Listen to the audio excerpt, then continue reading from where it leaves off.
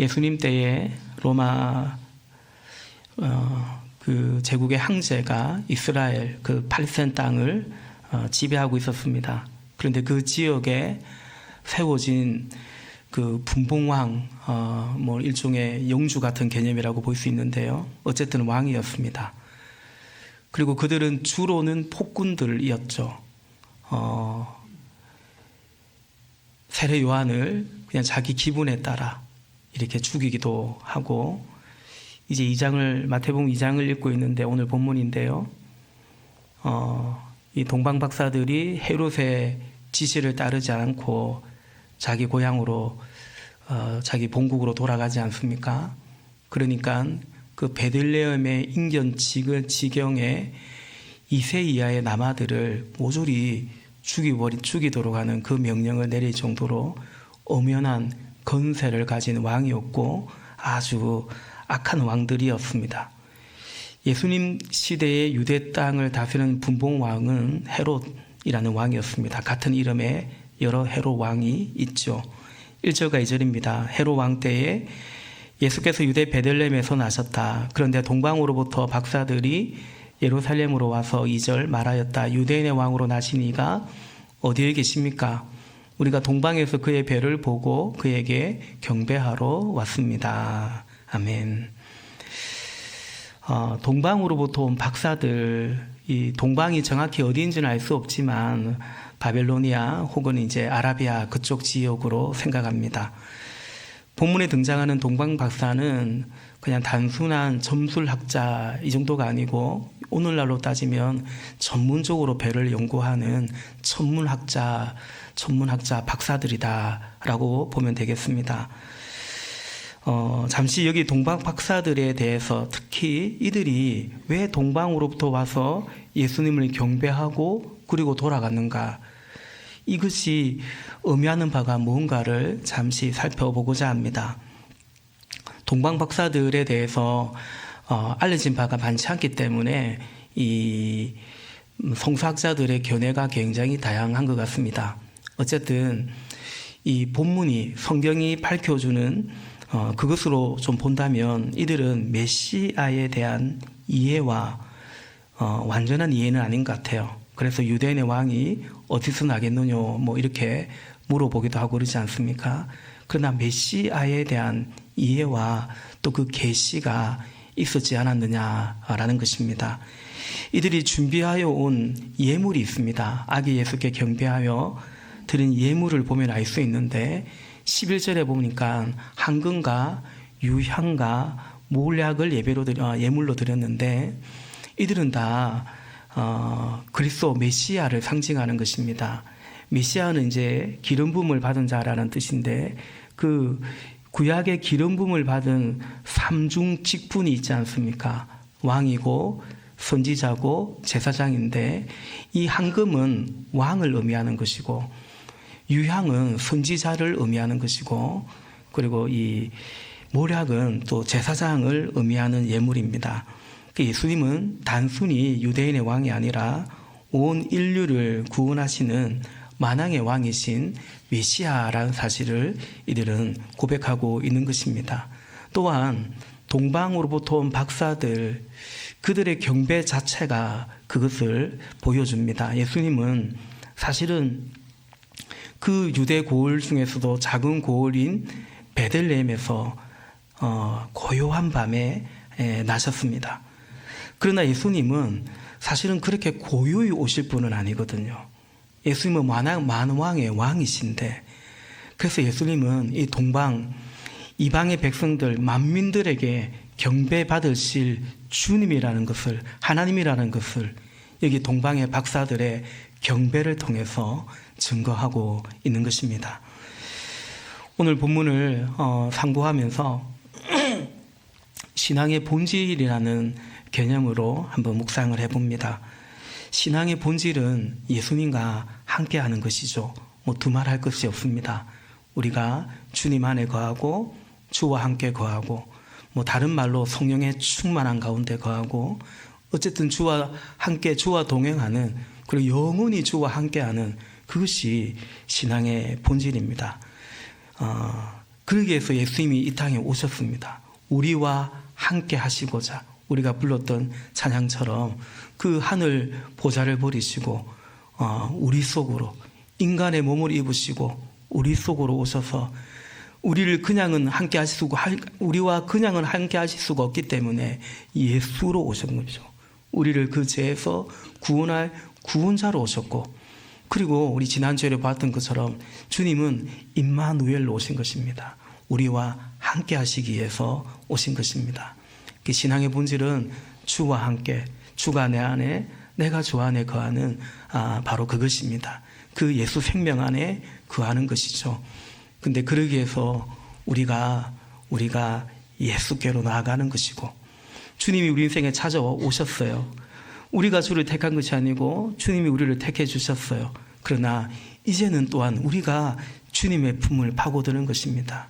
너희가 내 안에 거하고 내 말이 너희 안에 거하면, 그 순서가 우리가 주님 안에 거하면 그렇게 말씀하고 있는 거죠.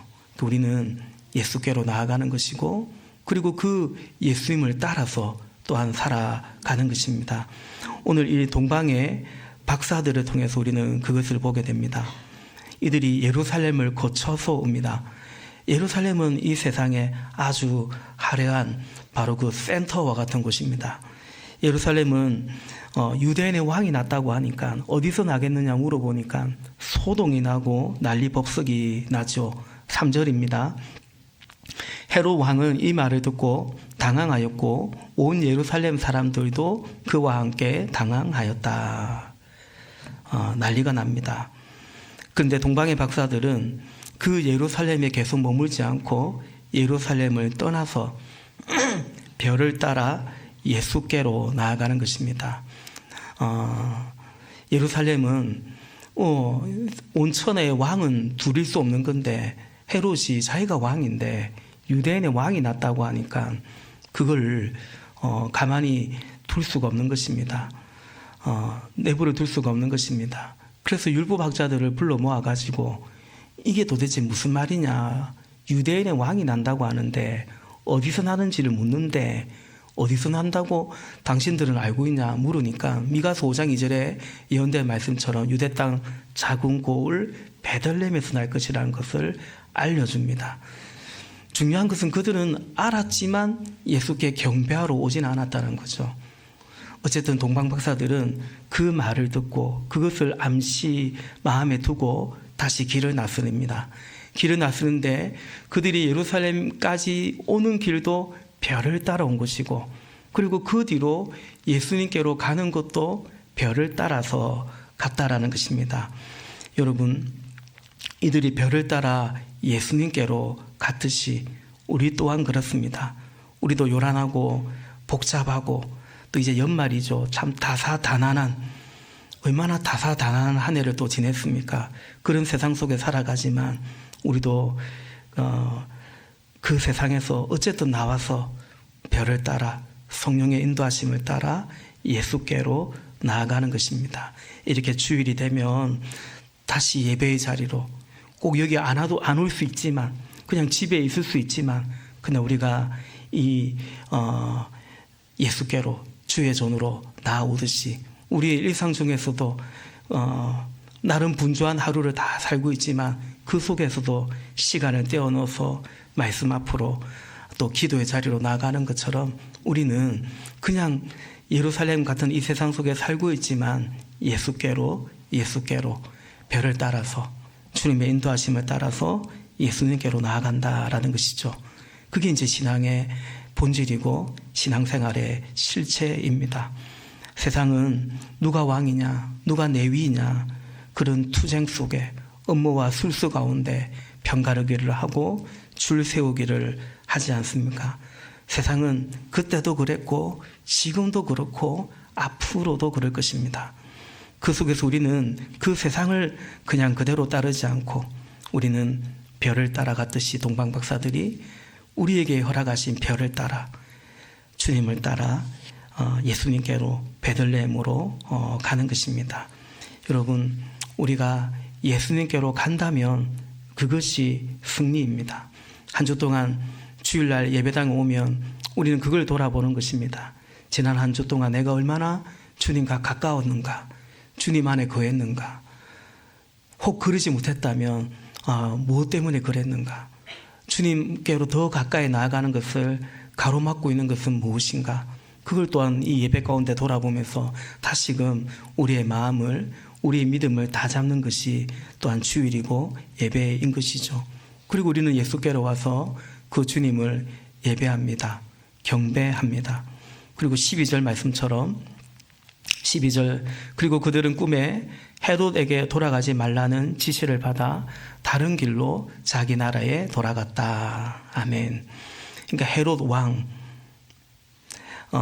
세상이 일러준 말이 있습니다. 세상의 소리가 있고 세상의 풍조가 있는데, 세상의 방식이 있는데 그것을 따라가지 않고 이들은 돌아가지 말라는 지시를 받아 다른 길로 갔다라는 거죠. 세상이 살아가는 길이라고 하는 그 길이 아니라 하나님의 말씀을 따라 별의 인도를 따라가는 것입니다. 우리는 동방박사의 이 모습을, 이 경배를 통해서 성도의 모습이 어떠해야 되는 것인지, 믿음의 길이 어떤 것인지를 우리는 보게 됩니다. 우리는 이렇게 예배하고 또 이 경배하고 우리의 마음을 주께, 또 우리의 정성을 주께 드리고, 그리고 또 주의 말씀을 듣고, 또 이제 우리는 한 주 동안 살아가는 것입니다. 예배 가운데 허락하신 말씀 붙들고 어쩌든지 그 말씀 내 삶에 적용하며 순종해 가면서 또 한 주를 살아가는 것입니다. 그리고 또 그 한 주를 살아가면서 다음 주일 예배의 자리를, 또 목장의 자리를 그렇게 또 사모하고 그렇게 한 주 살아가는 것입니다.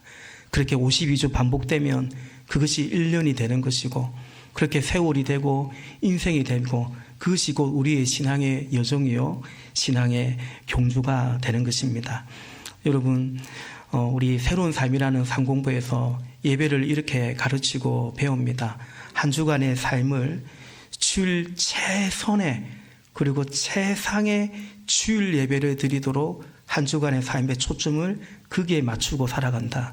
그것이 예배다라고 말씀하세요.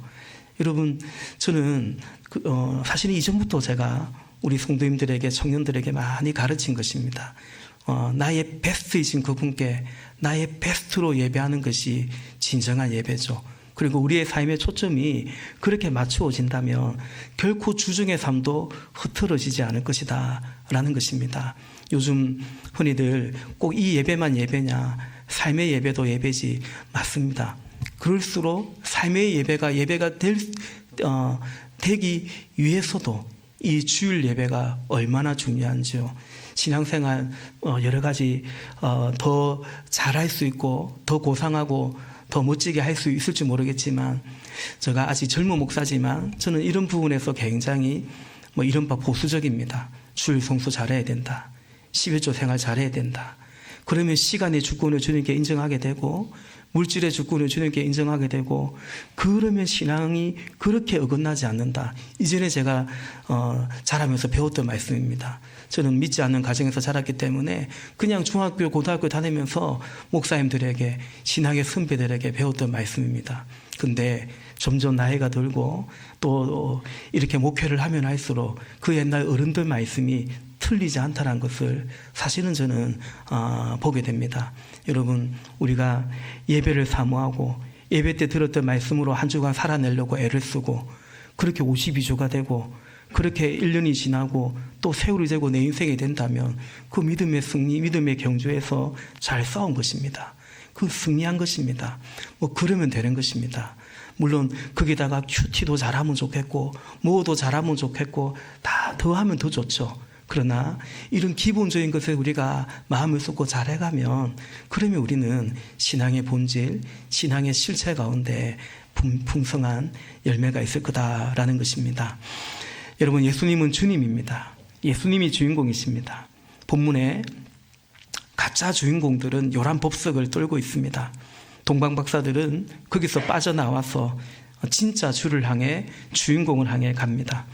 이들이 복된 것은 바로 이것입니다. 주인공을 알아봤다라는 거죠. 그리고 경배하고, 그리고 이들은 그렇게 사라졌다라는 것입니다.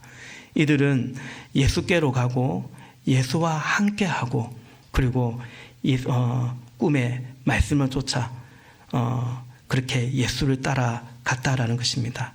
말씀드린 것처럼 그것이 신앙의 본질이요 구원의 본질이다. 구원의 본질은 임마누엘입니다. 그리고 그것이 바로 딱 천국입니다. 주와 함께 영원히 다스리고 지금은 우리가 왕이신 주님을 경배하는데 이제 주와 함께 우리도 함께 왕노릇하게 될 것이라고 그것이 천국이라고 말씀하고 있습니다. 이 세상에서는 우리가 우리 자신을 부인하고 자아를 때로 십자가에 못 박으면서 그렇게 왕노릇하지 않고 주님만을 경배하고 그것을 위해서 때로 내 삶에 손해가 있고 어려움이 있어도 주를 부인하지 않고 때로 주와 함께 고난에도 우리는 동참하는 것입니다. 디모데후서 2장 11절과 12절 말씀해 보니까 우리가 주와 함께 죽었으면 또한 함께 살 것이요 참으면 또한 함께 왕노릇 할 것이요 우리가 주를 부인하면 주도 우리를 부인하실 것이라 말씀합니다. 정리하면 신앙의 본질은 예수님과 함께 하는 것입니다. 예수님과 함께 하고자 우리는 부지런히 예수님께로 나오는 것이죠. 이렇게 예배당에 나오는 것을 비롯해서 우리는 우리 일상 가운데 말씀의 자리로 묵상의 자리로 어쨌든 주님께로 나오는 것이고 그리고 그 말씀 따라 성령의 인도하심을 따라 살아가는 이것이 신앙의 본질입니다. 오늘 말씀은 이 말씀입니다. 이거 기억하고 이거 적용하고 이거 이제 순종하고 그렇게 살아가시면 되겠습니다. 이렇게 설교를 마쳐도 되는데 이렇게 설교를 왜 이렇게 짧게 하나 좀 아프다 하더니 말씀 준비를 아예 안 했나 또 이러실 것 같아서 농담이고요. 우리가 이렇게 신앙의 본질을 우리가 알잖아요. 주와 함께 살아가야 되는데 근데 이것을 위해서 우리가 더 힘쓸 것이 있어요. 다시 말해서 주와 함께 살아가도록 하는 이것을 가로막는 요소들이 있어요. 그것이 뭔가 한 두 가지만 말씀을 전하고자 합니다. 첫 번째는 우리가 별을 따라 예수께로 가야 되는데 그러니까 예수님께로 가야 되는데 그것을 가로막는 것이 무언가 그리고 우리는 예수님께로 가서 그 예수님의 말씀을 따라서 살아가야 되는데 그것을 또 가로막는 것이 무엇일까? 결국 우리는 신앙의 본질은 예수와 함께하는 것인데 그리고 그것은 예수님께로 끊임없이 나아가는 것이고 그 예수님과 함께 이제는 예수를 따라가는 제자의 삶을 살아가는 것인데 그것을 이제 우리 삶에 가로막는 것들이 무엇인가 그것을 좀 말씀을 나누고 싶습니다. 신앙의 본질은 성령의 인도하심이고 주의 말씀을 따라 살아가는 것인데요. 그러기 위해서 우리는 세상을 따라 살아가서는 안 되는 것입니다.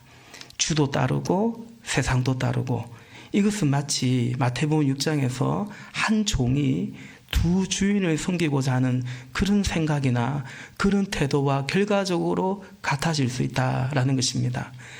여러분 본문에 예루살렘이 등장하고 베들레헴이 나오지 않습니까?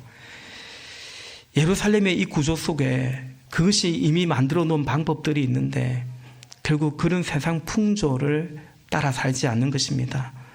세상이 성공이고 행복이라고 하는 것들을 그대로 수용하지 않는 것입니다. 가짜 주인공들에게 속듯이 인생을 허비하지 않아야 됩니다. 그리고 그 속에서 내가 주인공 되어봤자 그 또한 전도자의 고백처럼 헛되고 헛되니 헛되고 헛된 것입니다. 여러분 만약에 이 헤롯 왕의 말을 따라서 그래도 왕이 한 말인데 왕의 말을 따라서 동방 박사들이 헤롯에게로 돌아갔다면 여러분 헤롯은 동방 박사를 이용해 먹고 있는 거잖아요. 뭐 가서 찾거든 나한테 얘기해다오 나도 가서 그에게 경배하려고 하오 새빨간 거짓말이잖아요. 만약에 동방 박사들이 헤롯에게 돌아갔다면 예수님을 죽이려고 했겠죠. 그죠? 돌아가지 않아도 예수를 죽이려고 했는데 그러면 예수님만 죽이려고 했겠습니까? 여기 동방 박사들은 가만히 살려두었겠냐라는 거죠. 세상은 그렇게 나 살고자 자꾸 남을 잡아먹는 그런 세상인 것 같아요. 그 속에서 우리는 그냥 그 속에서 살아남기 위해서 생존하기 위해서 다만 살아가는 것이 아니고 우리는 우리에게 오신 예수님, 그리고 그분의 말씀을 따라서 우리는 살아가는 것입니다. 신앙의 본질은 별을 따라 성령의 인도하심을 따라 살아가는 것인데, 그러기 위해서 첫째는 세상을 그대로 따라 살면 안 된다고 했고요. 두 번째는 나를 따라, 그냥 나를 따라 살지 않는 것입니다.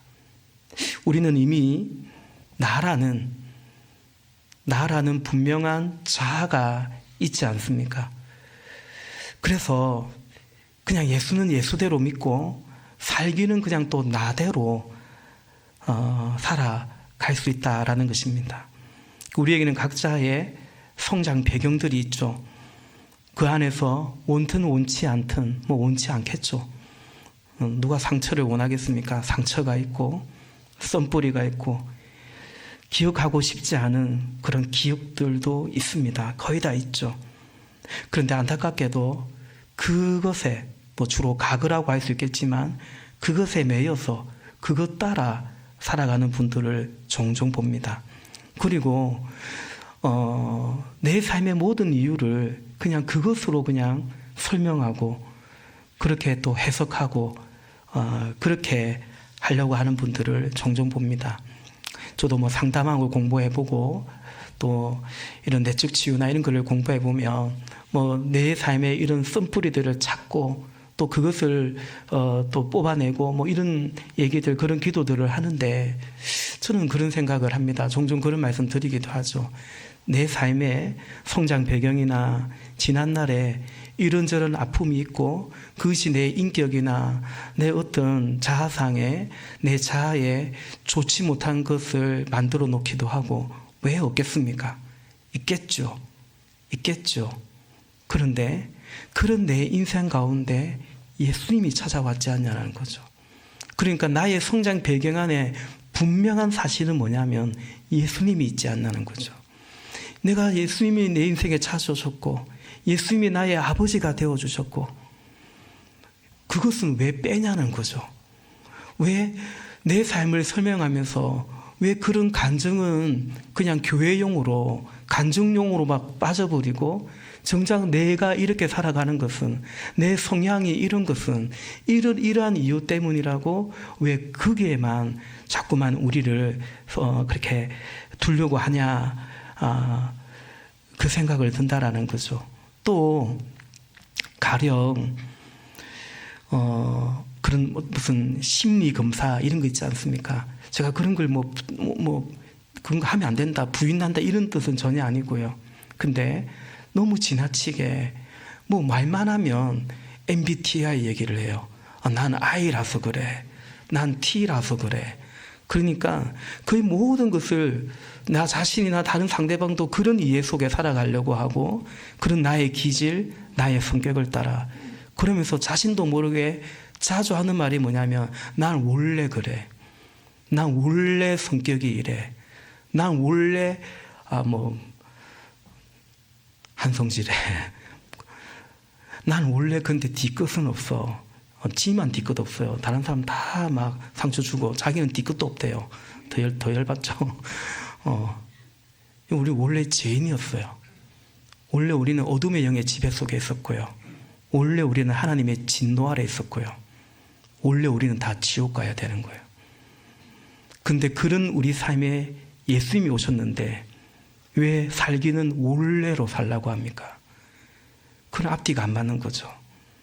그는 원래를 따라 살지 아니하고 사실은 누구든지 나를 따르거든 자기를 부인해야 된다고 한 것처럼 사도 바울이 내가 그리스도와 함께 죽었다고 말한 것처럼 그럼에도 나는 날마다 죽노라 고백한 것처럼 우리는 끊임없이 그래요. 원래라고 할 수 있는 우리의 육체의 본성과 이런 것들을 부인하려고 애를 써야 되고 그래야 되는 거 아니겠습니까?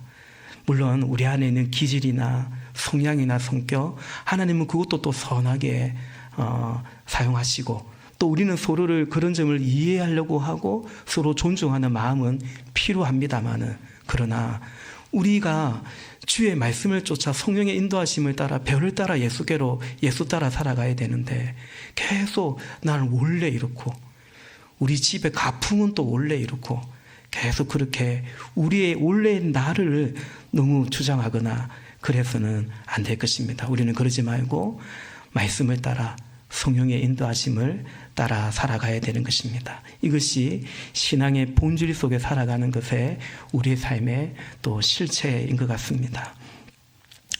마지막으로 신앙의 본질인 예수와 함께 살아가고자 우리에게 필요한 것은 뭐냐면 오늘 주님과 함께하는 것입니다. 여러분, 신앙생활에 딱 발목을 잡는 것은 때로는 과거입니다. 과거의 상처나 쓴뿌리나 그런 자아에 매여 있는 거죠. 못지않게 우리 신앙생활에 또 하나의 대적이 있다면 그것은 내일, 장래, 미래일 수 있습니다. 왜냐하면 우리는 연약하기 때문에 그런 내일을 생각하고 장래를 생각하면 우리는 믿음의 삶을 살아기보다는 염려나 근심에 빠지는 경우가 많기 때문입니다. 신앙의 실체는 오늘 그 히브리서 기자가 말하는 것처럼 오직 오늘이라고 일컫는 이 시간 동안 우리는 주님 안에 거하고 이 믿음의 경주를 해가야죠. 오늘 주님 안에 거하는 바로 그것입니다. 마태복음 6장 34절에 그러므로 내일 일을 걱정하지 말아라. 내일 걱정은 내일이 맡아서 할 것이다. 한날의 괴로움은 그날의 겪는 것으로 족하다. 아멘. 여러분, 바로 이 마태복음 6장 34절 앞구절이 몇 절입니까? 6장 33절이겠죠. 그 6장 33절에서 뭐라고 말씀합니까? 너희는 먼저 그의 나라와 그의 의를 구하라. 그러면 이 모든 것 다 하시겠다고 약속해요. 근데 그렇게 살다가도 어느 날 내일 일을 걱정하기 시작하면 오늘 하나님의 나라와 의를 구하는 이것에서 그만 돌아서게 되어버립니다. 오늘 하나님의 나라와 의를 구하고 오늘 주님 앞에 순종하고 충성하는 그것이 신앙의 본질인데 내일을 생각하다 보면 이제 그런 믿음의 삶에서 그만 뒷걸음질 경우가 있는 것입니다. 저는 그래서 예수님이 6장 33절 말씀 다음에 6장 34절에 이 말씀을 하신 것이 아닐까 그리 생각해 봅니다. 지난주 교회에서 또 기도원에서 특별히 기도하는 주간을 보냈는데요. 당연히 2025년 목회 또 한 해의 교회를 좀 더 집중해서 생각하고 기도하는 시간을 또 담임 목사로서 필요해서 그런 시간을 가졌습니다. 우리 함께 기도해 주신 우리 성도님들께 참 감사의 말씀을 드립니다. 그런데 1년을 딱 바라보고 생각하는데 제가 믿음이 참 부족해가지고요. 스물스물 염려가 싹 들어오더라고요. 1년을 생각하니 기대와 소망도 당연히 있는데 근데 염려가 짐처럼 이렇게 그렇게 지기도 했습니다. 그래서 그런지 몸살이 난 것도 아닌가 이런 생각도 들기도 합니다. 사실 그 안에서 제가 하나님 앞에 회개하기도 하고요. 나는 종인데 종은 주인에게 순종하는 것이고 그러면 주인은 그 모든 걸 책임지는 것이고 그리고 종은 그러므로 염려하지 않는 것이고 이건 제가 사역하면서 가지고 온 하나의 신념이랄까요? 그런 생각이고 놀랍게도 새로운 삶에서 그대로 그것을 상공부를 하면서 이번에 또 배울 수 있어서 참 감사했는데 그럼에도 불구하고 염려하고 있는 제 모습에 대해서 하나님 앞에 좀 회개하는 마음, 물론 그 속에서 주님이 주시는 위로와 또 평안도 참 많았습니다. 예수님은 내일 일을 염려하지 말라고 하십니다. 주기도문에서도 오늘 우리 집사님 기도해 주신 것처럼 오늘 우리에게 일용할 양식을 주시었고 그러니까 오늘의 양식을 구하라고 언젠가 말씀드렸죠. 우리는 이 기도 마음에 들어 하지 않는다고요. 그럼 내일은 어쩌고요? 우리는 오늘의 양식 있으면 그걸로 안심하는 존재가 아닌데, 근데 예수님은 오늘 우리에게 일용할 양식을 주시고, 우리의 양식이에요. 그래서 우리에게 일용할 양식이 있으면, 남으면, 그거 다음날 되면 썩으니까 남으면 그거 나누라고 말씀하시는 거예요. 우리가 성탄절 헌금은 저희가 개척 첫 해부터 성탄절 헌금은 전액 저희가 구제비로 씁니다. 그래서 개척한 첫 해에는 지진이 왔었거든요. 그래서 지진 난 피해를 입은 우리 이웃의 교회에 우리가 좀 드리기도 했고요. 이번 성탄 감사헌금은 우리 방글라데시 전민수 우리 파송 선교사님이시죠. 그분 사역 자체가 사실은 구제 사역이거든요. 그 빈민촌에 있는 그 산모들을 자모들을 돌아보는 사역인데 이번에 지난주 마침 기도 편지가 소식이 왔는데 초음파하는 의료 장비가 너무 이제 노후해져 가지고 새 것으로 교체해야 되는 그 기도 제목 가운데 하나가 있어서 하나님 허락하시면 우리가 그거 해드리면 좋겠다. 그 생각을 이번 성탄 감사헌금은 그 리모델링 하는 비용도 들겠지만 좀 그렇게 드리면 좋겠다. 그것이고 그들을 섬기고 돕는 것이기 때문에 그렇지 않나. 오늘 우리에게 양식이 있으면 나누어야 됩니다. 그것이 예수님이 우리에게 하라고 한 기도고, 여러분 기도는 뭡니까? 그대로 또 살자라는 말이잖아요. 우리가 뭔가 하게 해주십시오, 되게 해주십시오. 그러면 그대로 살겠다는 뜻 아닙니까? 하나님 공무원 시험에 합격하게 해주십시오. 그럼 난 공무원으로 살겠다는 뜻 아니겠습니까? 기도란 그런 거잖아요. 그래서 우리가 이 기도를 한다면 우리는 이 기도에 우리가 응답하고 그렇게 나아가야 될 줄로 믿습니다. 근데 우리에게 필요한 것은 믿음입니다. 우리 믿음이 부족해서 때로는 그 옛날 강야의 이스라엘 백성들처럼 만나를 저장하고 그래야 안심이 되고 그런 경우가 있죠. 근데 그 만나 어떻게 됩니까? 그 만나 다 썩어버리죠. 잘 보관해 뒀더니 다음날 먹을 수 있느냐? 다 썩어버립니다. 한마디로 그 전날 그렇게 만나를 먹을 양식 말고도 많이 모으고 애쓰고 저장하고 그랬는데 썩어버렸어요. 그러니까 그 전날 하루 동안 뭐 했냐면 썩을 양식을 위해서 하루를 허비해버리고 말았던 거죠. 요한복음 6장 27절에 너희는 썩어 없어질 양식을 얻으려고 일하지 말고 영생에 이르도록 남아있을 양식을 얻으려고 일하여라 말씀하십니다. 여러분, 그런 점에서 신앙의 본질은 오늘 주님과 함께하는 바로 그것입니다. 그런데 우리의 초점이 내일을 향하게 되면 오늘 자칫 썩어 없어질 양식을 위해서 살아가게 되고 염려와 내일을 준비하는 게 필요하지만 내일에 대한 염려와 근심의 지배를 받게 되고, 그러면 정작 오늘은 주님 안에서 주님이 주시는 평안과 자유와 감사와 그 순종은 없이 정작 오늘은 주님과 더 멀어져 버릴 수 있다. 이것을 기억했으면 좋겠습니다. 이 신앙의 본질이 주님과 함께라면 언제 주님과 함께 하실래요? 오늘 주님과 함께하는 것입니다. 내일에 매이게 되면 우리는 믿음의 삶과 길을 가기에 오히려 장애가 될 때가 있습니다. 내일에 매이게 되면 오늘 자꾸 우리가 메말라지게 되고요, 인색해지게 됩니다. 시간적으로도 헌신하는 것도 물질적으로도 인색해질 수 있습니다. 오늘 우리가 함께 예배하는데 동방 박사들은 아기 예수께 경배할 때 예물을 준비해서 드렸습니다. 여러분, 오늘날 예배에 참석하는 적지 않은 성도들은 우리 교회도 예외가 아닙니다. 예배에 참석하는데 예물을, 헌금을 드리지 않습니다. 여러분, 헌금은 예배의 입장권 같은 게 아닙니다. 원래 구약에는 빈손으로 내 앞에 오지 마라고 하나님 말씀하셨어요.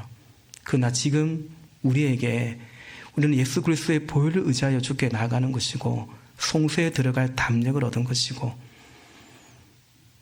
그래서 우리가 예배의 그 어떤 입장권 티켓이 필요한 건 아닙니다. 그리고 헌금은 또한 그런 입장권도 아니요, 어떤 교회 회원이니까 회비처럼 내는 그런 개념도 아닙니다. 이전에 우리 남전도회, 여전도회 할 때 거기는 해칙에 따라서 회비를 정할 수 있는 것이고, 그러면 그 회비를 그건 내는 것이고 걷는 것이고 그건 맞습니다. 그러나 우리가 연합교회에 쓰든 가정교회에 쓰든 우리는 헌금이지 결코 회비의 요소가 아니라는 것입니다. 어디까지나 헌금은 예배의 요소입니다. 예배의 일부입니다. 제가 봉헌기도를 할 때마다 하나님, 우리가 이렇게 오늘 주님을 예배하는데 또한 예물을 주께 봉헌합니다.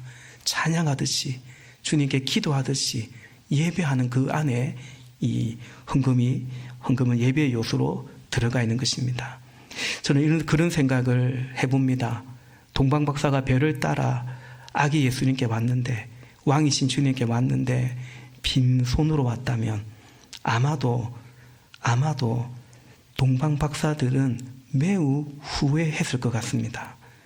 여러분, 헌금은 하나님이 아니라 우리 때문에 드리는 것이다.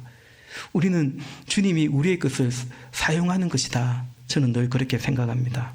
천국 가서 참 후회할 것은 아마도 많이 드리지 못한 그것일 수 있습니다. 내가 저거 왜 드리지 못하고 저거 왜 내가 남겨두고 왔지?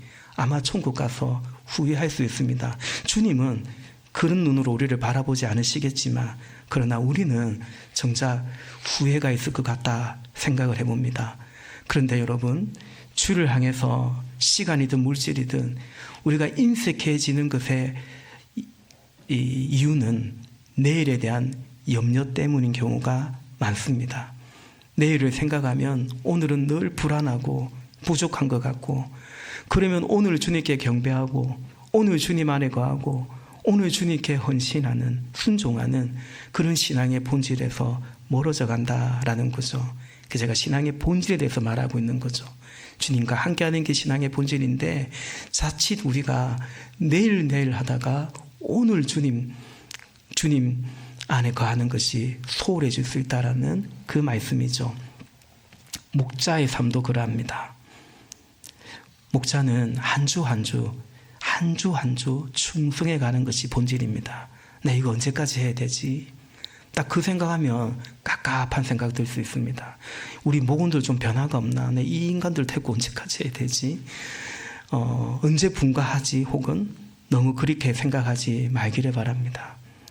저도 이번에 다시 한번 고백하게 되는 것은, 하나님, 당연히 담임 목사로서 1년 계획도 잡아야 되고 5년 후 10년은 또 생각해야 되고, 우리는 그런 생각 속에 예배당도 건축도 했지만, 그러나 본질은 한 주 한 주 사는 것, 이렇게 주일 예배하고 이렇게 또 한 주 동안 또 섬기고 만날 사람 만나고 우리에게 허락한 VIP를 또 섬기고 또다시 만나는 목장에서 감사와 기도 응답들을 나누고 기뻐하고, 그렇게 한 주 한 주 안에 거하는 그것이 신앙의 본질이요, 말씀드린 것처럼 그렇게 1년이 지나고 세월이 되고 인생이 되고 주님 앞에 서게 된다면, 그러면 이제 선한 싸움 다 싸우고 믿음을 지키고 달려갈 길을 마친 거 아니겠습니까?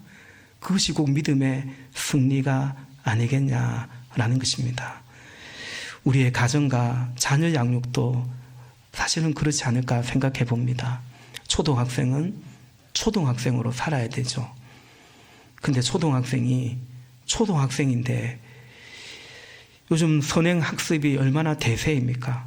초등학생이 초등학생으로 못 살고 중학생이 중학생으로 못 살고 늘 미래의 장래에 대한 압박 속에 꼭 살아가는 것 같은, 여러분, 우리는 꼭 그렇게 살아야 되겠냐, 꼭 그렇게 자녀를 길러야 되겠냐, 그런 말씀을 드립니다. 오늘 감사함으로, 오늘 사랑하고, 오늘 축복하고, 오늘 나눌 수 있고 그럴 수 있기를 축복합니다. 내일 장래 혹은 미래나 비전이라는, 비전을 품지 말라는 건 아닌데 그런데 그 비전이라는 것에 종이 되지 않기를 원하는 거죠. 말씀을 정리합니다. 신앙의 본질은 예수님과 함께하는 것이고 그것의 시작은 예수님이 시작하신 거죠. 임마누엘 해주신 것입니다. 그래서 우리는 이제 예수님께로 나아가는 것입니다. 예수 따라 말씀 따라 살아가는 것입니다. 이것이 신앙의 본질입니다. 핵심은 두 가지인 것 같아요. 별을 따라 말씀과 성령의 인도하심을 여전히 따라가는 거죠. 그러기 위해서 다른 것들을 좀 차단해 가면서 사는 겁니다.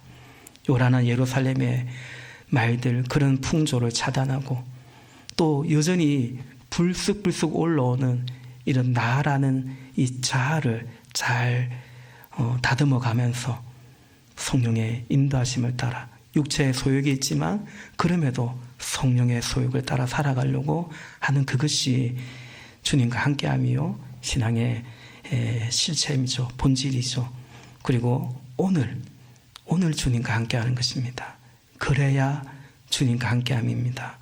엄연히 내일이 있는데 아무 계획 없이 살자는 말이 아니고요.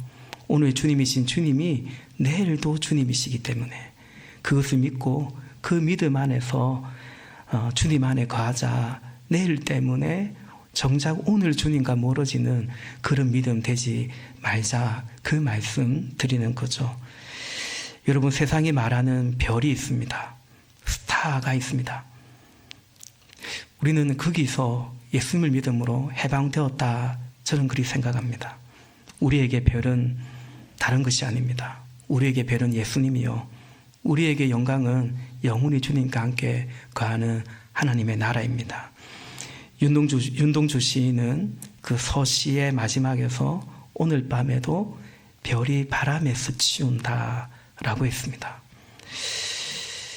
저는 언젠가 그 시를 읽으면서 참 대단한 놀라운 영적인 교감이다. 또 제가 그걸 또 깨달았다고 하면 제가 대단한 이게 아니고 별이 예수님이거든요. 윤동주 씨의 제가 그래도 한때 국문학을 공부했기 때문에 윤동주 씨의 대부분의 시는 신앙적인 시입니다. 세상 교과서는 그렇게 설명하지 않죠. 신앙적인 시입니다. 그가 쓴 자아상이라든지 그 모든 시에서 그가 얼마나 주님과의 관계 속에 머물러 있었는지 그 속에서 역사를 바라보고 시대를 바라보고 처해진 현실을 바라보고 그 속에서 어떻게 살아가는 것이 그리스도인으로서 살아가는지 시인은 그 고뇌 속에 살았던 것입니다. 그가 그러죠.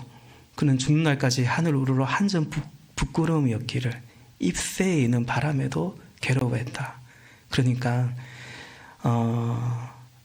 성령에 민감하게 살았던 거죠. 별이 바람은 성령을 뜻하거든요. 그러니까 삼위일체 하나님의 그 사귐, 그 교감을 시인은 느꼈던 것 같습니다. 그걸 사모했던 것이죠. 그래서 그 삼위 하나님이 그렇게 하나이고 그렇게 서로를 위하고 교감하듯이 주님 안에 그 주님과의 교제 안에 거하기를 사모했던 시인의 고백입니다. 그래요. 우리가 성탄절을 앞두고 있는데 예수께로 나아가기를, 예수님께로 더 나아가기를 축복합니다. 유독 요란스러운 2024년 성탄절 대림절의 시간 아닙니까? 그 속에서 우리는